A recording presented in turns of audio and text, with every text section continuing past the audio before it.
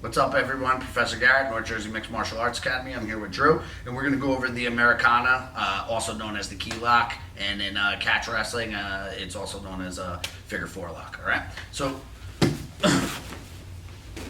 in this position, Drew's got his frame, and I want to work getting the key lock. All right, or the Americana. All right. So from here, he has a good frame position.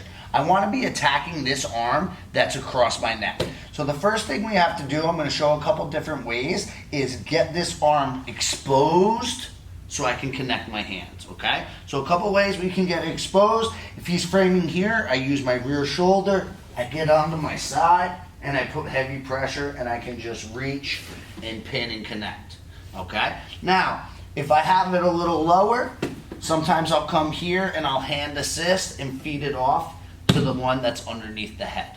Okay, so there's two ways we can approach this. I'm gonna go over the first one, details, second one, details. So the first one, I use my back shoulder to get up into this tripod situation, and I start driving my shoulder.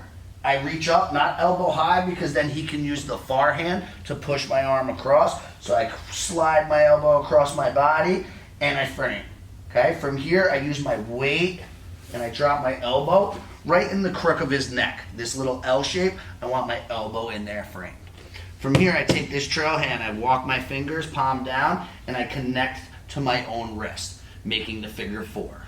From here to finish, some people always try to lift this elbow, and people that are flexible, that's not gonna get it. So my goal is to actually put his hand through, all right? So from here, what I'm gonna do is I'm gonna turn my hips towards his feet and push. Okay.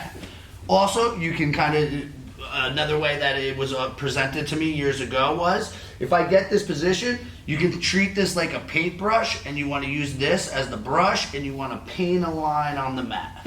All right.